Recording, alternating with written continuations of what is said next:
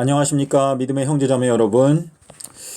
저는 오늘 이 시간에 2000년 전에 침례 요한이 전파했던 기별, 도끼가 나무 뿌리에 놓여 있으니 라고 하는 이 메시지가 이 마지막 시대에는 어떻게 성취가 되는지에 대해서 여러분께 설명을 드리고자 이 영상을 만들게 되었습니다.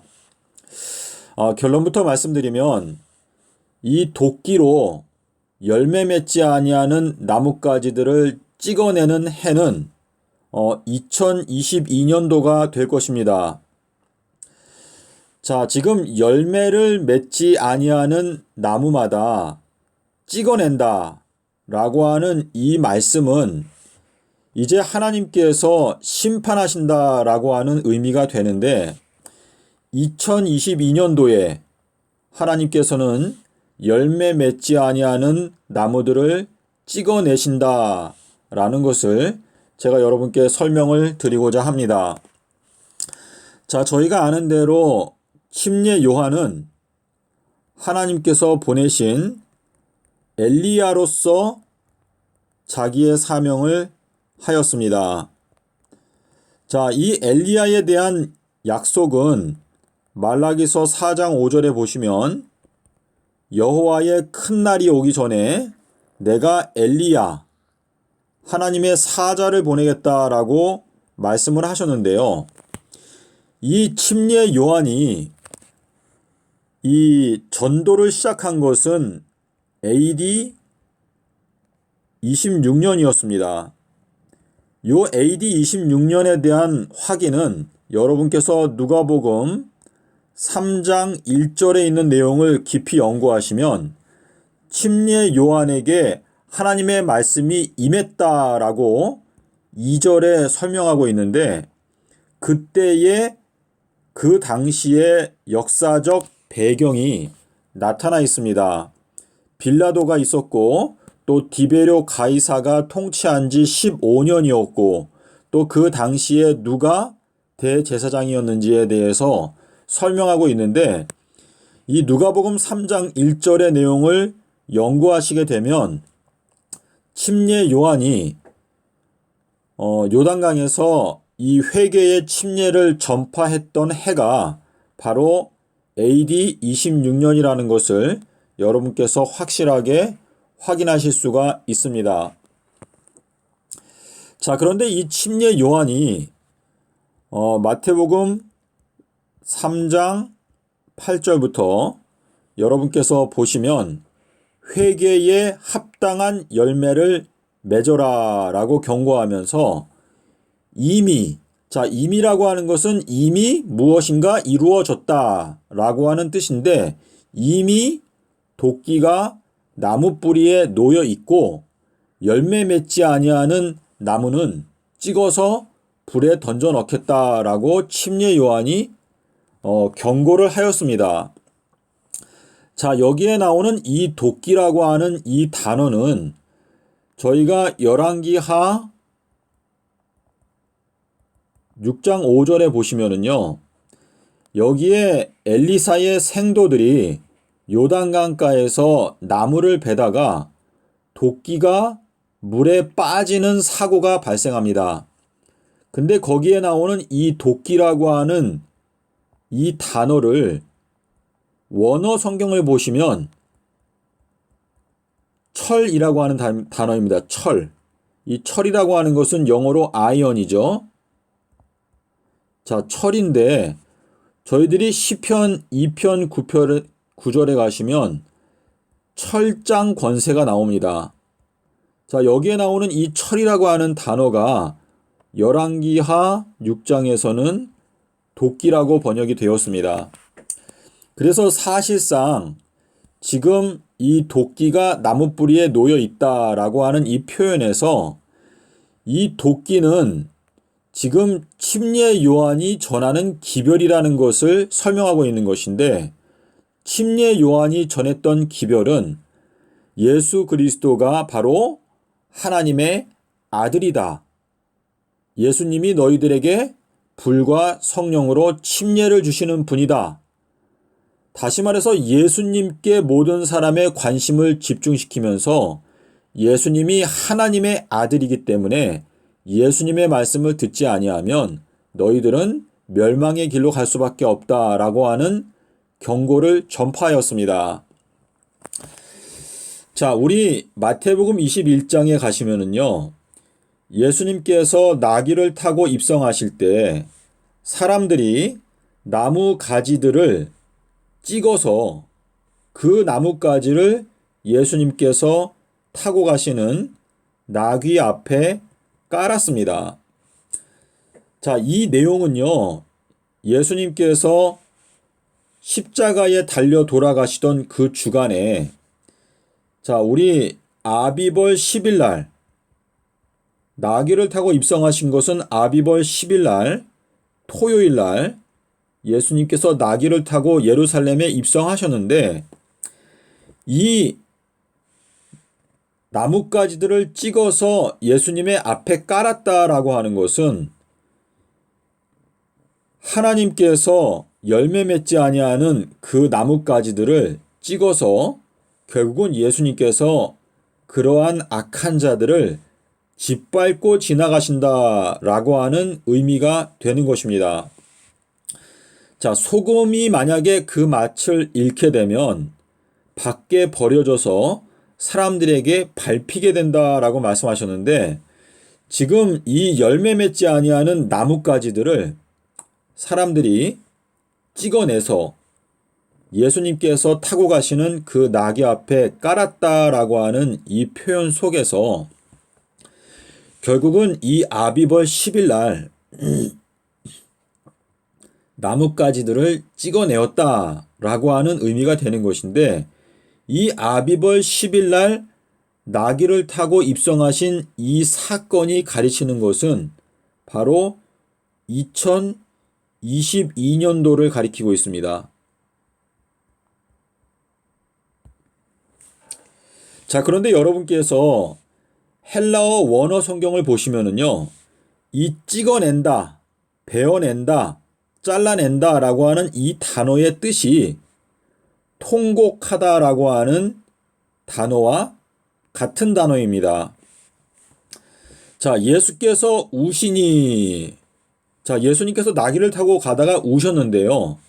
이 내용은 예수님께서 이 포도나무이신데 그 포도나무 가지가 예수님께 붙어 있어야 열매를 맺는데, 그 포도나무 가지가 스스로 원치 않아서 예수님께 붙어 있지 않기 때문에 결국은 예수님께서 통곡하신다라고 하는 것은 그 나뭇가지가 찍어냄을 당한다 라고 하는 의미가 되는 것인데, 자, 우리 마태복음 24장의 재림의 징조에 보시면 모든 족속이 통곡하며 인자가 오는 것을 보게 될 것이다 라고 말했는데요.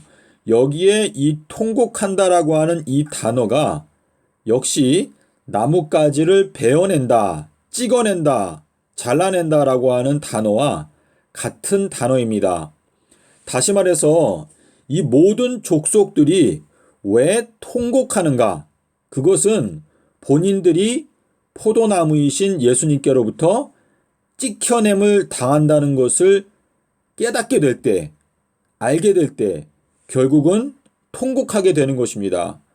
자, 노아 당시에 홍수가 와서 저희들을 다 멸할 때까지 깨닫지 못했다라고 말씀하셨는데, 모든 족속, 수많은 사람들이 본인들이 어느 순간이 왔을 때, 아, 내가 이미 버림을 받았구나, 내가 벌써 예수님께로부터 찍힘을 받았구나 라고 하는 것을 깨닫게 될 때 통곡하게 된다는 것을 말씀하시는 것인데, 예수님께서는 이 표현에 대해서 울며 이를 간다라고 하는 표현을 여러 차례 사용하셨습니다.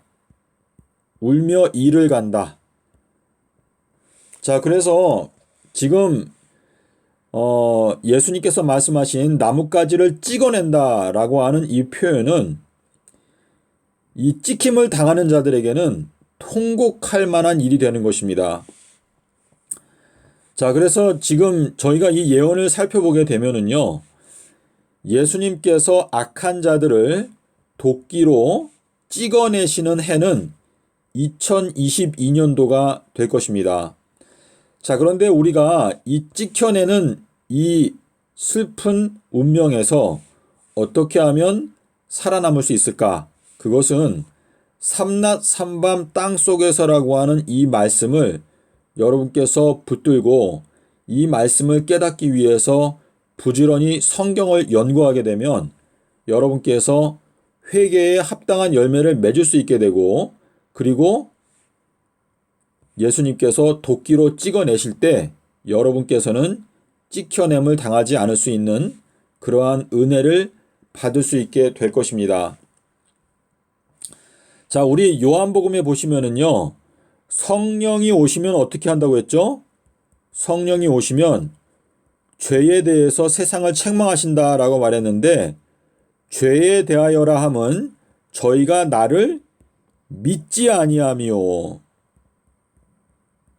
자, 믿지 않는 것이 죄인데요. 예수님께서 말씀하신 삼낮 삼밤 땅속에서라고 하는 이 말씀을 믿지 않기 때문에 결국은 사람들이 멸망의 길로 가게 되는 것입니다.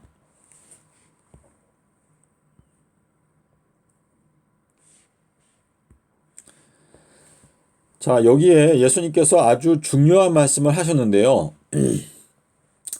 자, 삼낮 삼밤 땅속에서를 믿는 자는 영생을 얻었고, 삼낮 삼밤을 믿지 아니하는 자는 이미 심판을 받은 것이다 라고 제가 이렇게 적었는데, 지금 요한복음 3장 18절에 보시면 아들을 믿는 자는 영생이 있고 아들을 믿지 아니하는 자는 이미 심판을 받은 것이다 라고 예수님께서 말씀을 하셨는데, 이 말씀을 하신 시점은 서기 27년도에 예수님께서 공생애를 시작하실 때 그때 하신 말씀입니다. 자, 이 말씀은 무엇인가? 자, AD 26년도에 침례 요한이 예수님에 대해서 증거하기를 저분이 바로 하나님의 아들이다 라고 증거하였습니다. 그런데 수많은 백성들은 예수님께 와서 침례 요한에게 와서 회개의 침례를 받고 그 다음에 예수님께로 갔습니다. 그런데 바리새인들과 사두개인들은 침례 요한의 침례를 받지 않았고 예수님께도 오지 않았습니다. 자, 예수님께서 말씀하시기를 너희를 영접하는 자는 너희를 영접하는 것이 아니고 나를 영접하는 것이다 라고 말씀하셨고, 나를 영접하는 자는 나를 보내신 이를 영접하는 것이다 라고 말씀하셨는데, 이 침례 요한은 하나님께서 보내신 사자였습니다. 그래서 침례 요한을 영접하지 아니한 자는 결국은 예수님을 영접하지 않은 것입니다. 그래서 침례 요한의 기별을 받아들이지 않은 자들은 예수님을 받아들이지 않았고, 결국은 AD 27년도에 아들을 믿는 자, 예수님을 믿지 아니하는 사두개인들과 바리새인들과 율법사들은 이미 심판을 받은 것이다 라고 예수님께서 말씀을 하신 것입니다. 자, 그래서 지금 이 삼낮 삼밤 땅속에서가 가장 중요한 핵심 이슈인데, 이 삼낮 삼밤을 믿지 아니하는 자들은 이미 심판을 받은 것이다 라고 하는 이 선고가 2023년도에 내려지게 되는 것입니다. 다시 말해서 2022년도에는 예수님께서 나귀를 타고 오시는데 이때 엘리야의 기별이 전파가 됩니다. 이 엘리야가 전파하는 기별은 예수께서 오신다. 너희들은 삼낮 삼밤 땅속에서를 믿어라. 이때 예수님께서 나귀를 타고 통곡하시게 되는데, 이 2022년도에 예수님께서 나귀를 타고 통곡하실 때 이때에 결국은 찍어버리는 일이 일어나게 됩니다. 찍어낸다. 나뭇가지를 찍어낸다. 그리고 2023년도가 되면 이때는 무화과 나무가 말라버린 것처럼 무화과 나무에 해당되는 열매가 없는 무화과 나무, 잎사귀만 있는 무화과 나무가 말라버리게 되는 해가 2023년도가 되는 것입니다. 자, 요한복음 5장에서 내 말을 듣고 나 보내신 이를 믿는 자는 영생을 얻었고 심판에 이르지 아니하나니 사망에서 생명으로 옮겼느니라. 자, 우리가 예수님의 말씀을 듣고 또 예수님을 보내신 아버지를 믿지 아니하면 저희들에게는 영생의 소망이 있을 수가 없는 것입니다. 자, 예수님은 비방을 받는 표적이 되셨습니다. 수많은 사람들로부터 비난과 조소와 비방거리가 되는 표적이 되셨는데 예수님이 주시는 유일한 표적은 요나의 표적, 삼낮 삼밤 땅속에서가 유일한 표적이라고 하셨습니다.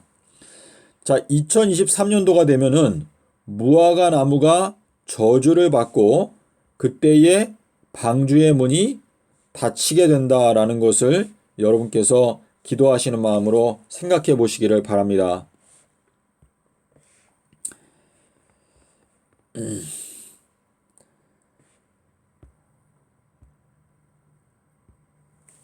자, 요 내용은요, 이제 이 마지막 때,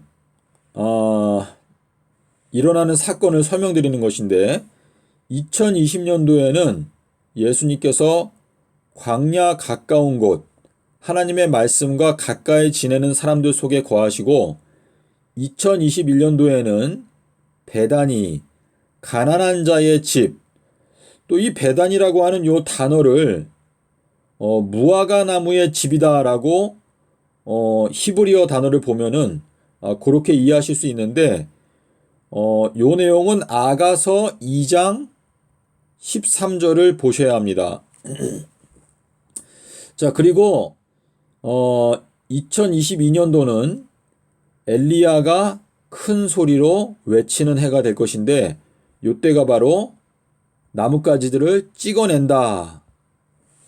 자, 그리고 2023년도에는 예수님께서 아까 말씀하신 이미 심판을 받았다 라고 하는 그 말씀을 요한복음 3장에서 말씀하셨는데 그것이 성취가 되는 해가 될 것입니다.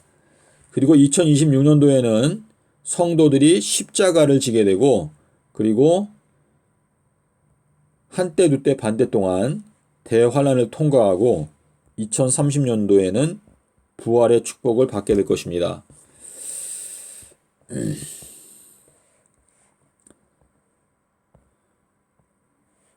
아이고.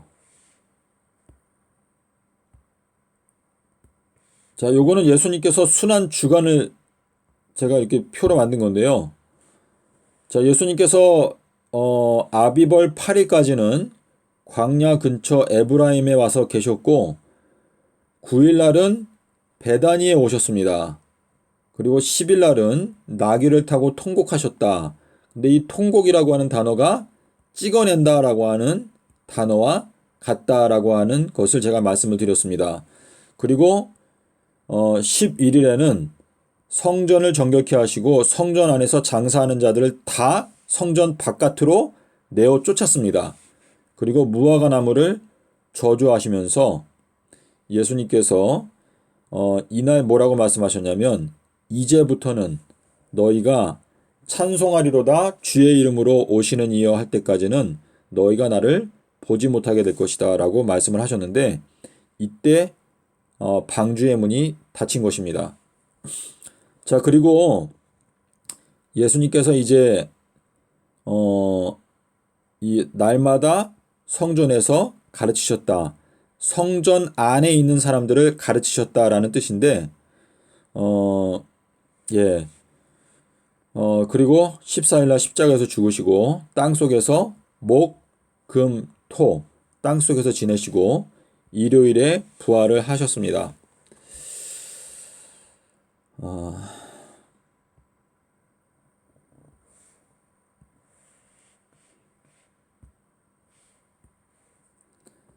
자, 요것은 이제 연도별로 제가 적은 것인데요.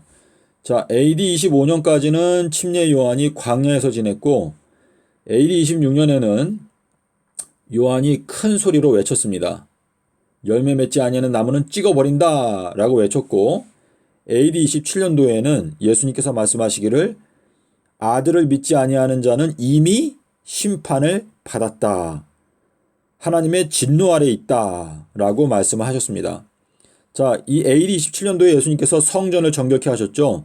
성전에 들어가셔가지고 장사하는 자들을 성전 바깥으로 다 내쫓았습니다. 그리고 누가복음 13장 35절에서 말씀하시기를 너희들은 찬송하리로다 주의 이름으로 오시는 이여 할 때까지 나를 보지 못하게 될 것이다 라고 말씀을 하셨습니다. 그리고 창세기 7장 16절에 보면은 방주의 문이 닫혔다라는 말씀이 나오고 마태복음 25장 10절에 보면 지혜로운 처녀 다섯은 신랑과 함께 잔치에 들어가고 문은 닫힌지라. 그리고 누가복음 13장에 보면 집주인이 일어나서 한 번 문을 닫게 되면 문 바깥에서 너희가 울며 이를 갈게 될 것이다 라고 말하였습니다. 자, 그리고 30년도에 예수님께서 십자가에서 돌아가셨는데요. 지금 예수님의 공생애는요, 이 마지막 시대를 우리에게 밝혀주시기 위해서 예수님께서 그 공생애를 통해서 예언을 하셨습니다. 예수님의 삶 자체가 예언이었습니다. 그래서 계시록 19장 10절에서 말하는 대로 예수의 증거는 바로 예언의 영이다 라고 말씀하셨습니다. 예수님의 증거 그 자체가 우리에게 예언을 깨닫게 하는 영의 역할을 한다라는 것을 말씀하시는 것입니다. 그래서 이 예수님의 순환 주간을 깨닫기 위해서는요, 마태복음 12장 40절에서 말씀하신 요나의 표적을 깨닫지 못하면 결단코 순환주간을 올바로 이해할 수가 없습니다. 그래서 제가 지난 8년 동안 제가 기독교단을 향해서 제가 정직한 마음으로 외쳐온 기별은 예수님은 서기 30년도에 수요일날 십자가에서 죽으시고 일요일에 부활을 하셨다. 이것이 바로 제가 지난 8년 동안 수천 번 외쳐온 기별입니다. 여러분께서 이 요나의 표적을 깨닫게 되면은요, 진리의 빛이 여러분들의 마음을 점점 비추게 되고 원만한 광명에 이르게 될 것입니다. 부디 여러분께서 이 요나의 표적을 기도하는 마음으로 연구하심으로 빛의 자녀들이 되시기를 기원드립니다. 감사합니다.